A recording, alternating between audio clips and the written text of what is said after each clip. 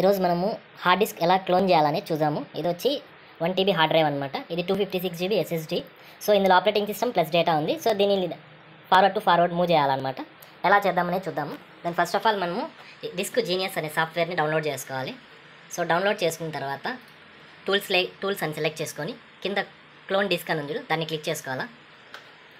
దాన్ని క్లిక్ చేసుకుంటే మనకి ఇలా వస్తుంది ఇంటర్ఫేస్.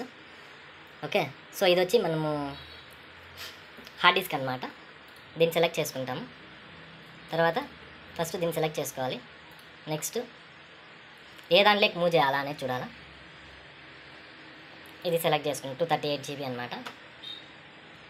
ఓకే, సో ఇప్పుడు స్టార్ట్ చేసామంటే మనకి ప్రాపర్గా మూవ్ అయిపోతుంది. డన్. సో మనం ఇక్కడ మెసేజ్ చూపిస్తుంది, హెచ్డిడి హార్డ్ డిస్క్లో నుండి 256 GB SSDలోకి కన్వర్ట్ చేయాలన్నమాట. సో ప్రెస్ చేయాలి. Hard migration.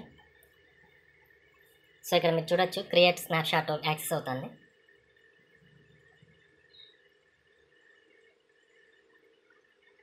సో స్టార్ట్ అయింది ఇప్పుడు. సో యావరేజ్ మనకి ఒక 13% అట్లా కంప్లీట్ అయి ఉంటుంది. సో రిమైనింగ్ టైం చూడొచ్చు మీరు, 16 minutes 36 seconds చూపిస్తుంది. సో అది అప్గ్రేడ్ అవుతూ ఉంటుంది అనమాట. సో డిపెండింగ్ ఆన్ డేటా బట్టి. సో ఈ రకంగా మనము హార్డ్ డిస్క్ని క్లోన్ చేసుకోవచ్చు. ఓకే, దాదాపు ఫైనల్ స్టేజ్లో వచ్చింది. Okay, so 6 minutes time left ఉంది. సో ఈ రకంగా మనము క్లోన్ చేసుకోవచ్చు అనమాట డ్రైవ్ సాఫ్ట్వేర్ యూజ్ చేసుకొని. సో మనకి క్లోనింగ్ మొత్తం కంప్లీట్ అయిపోయింది. సో ఇప్పుడు మీరు చూడొచ్చు ఇక్కడ కంప్లీట్ అని, కంప్లీట్ క్లిక్ చేసాం. డేటా డిస్క్ ఫార్మేషన్స్ మొత్తం చూపిస్తుంది. సో ఈ రకంగా మనము డిస్క్ జీనియస్ సాఫ్ట్వేర్ ఉపయోగించి hard disk to hard disk clone చేసుకోవచ్చు అనమాట.